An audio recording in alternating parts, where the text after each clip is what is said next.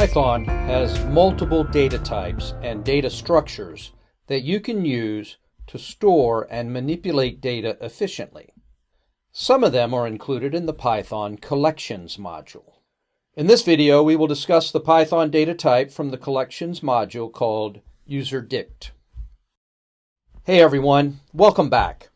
In today's video, we're diving into a lesser known but very useful tool in Python's collections module, UserDict.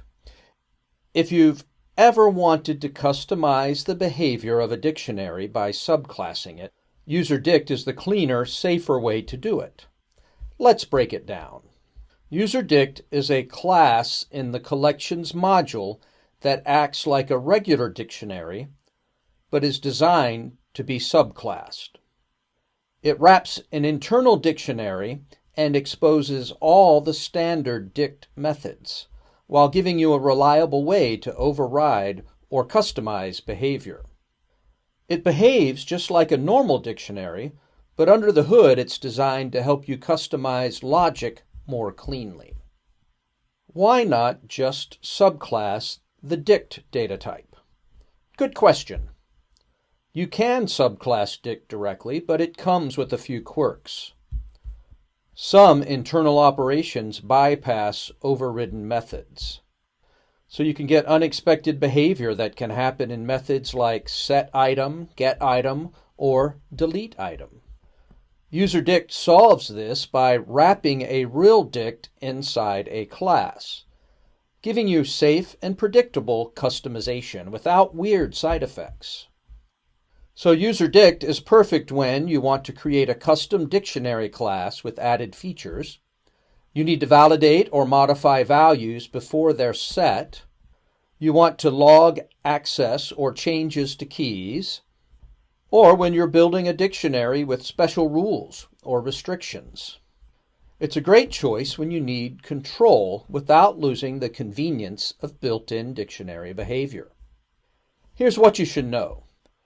UserDict is part of collections. No extra install needed. It wraps the internal dictionary in self.data.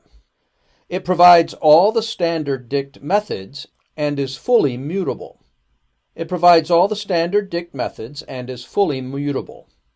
It's safer to subclass than dict directly. You can override methods like setItem, getItem, and others for custom behavior. Let's take a look at some real examples using UserDict. You can use UserDict to create a special dictionary that only allows certain keys. To do that in this example, we create blockKeyDict class, which inherits from UserDict, and then we override the setItem method. Notice here that we add some if logic that will not allow certain keys and raise a key error. We create an instance of the blockKeyDict and then provide an allowed key, and this works fine. When we use the key forbidden, we can see that it raises a key error. So you can imagine how you might provide other rules to give you this functionality. We could get fancy and make sure that our keys all conform to certain formatting restrictions. In this case, we create a class called upperKeyDict. Then we once again override the setItem method.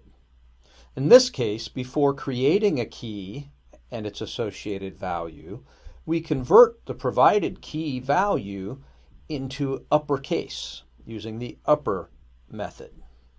Now you see when we create the entry with key name and value Alice, that gets entered into the upperKeyDict with the key name in full uppercase. You might want to log access to various keys or various values. To do this here, we create the class loggingDict, which inherits from UserDict, and we override this time the getItem method. And here, when we access a particular key, it's going to print to our console that the key has been accessed. These custom classes would be much harder and more error-prone if you tried to build them by subclassing dict directly. So that's a quick intro to collections UserDict.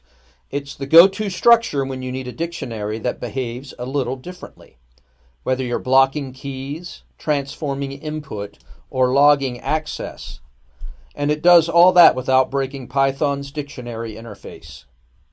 If you found this helpful, be sure to like the video, subscribe for more Python tips, and drop a comment if you've ever created your own custom dict class. Thanks for watching, and as always, happy coding!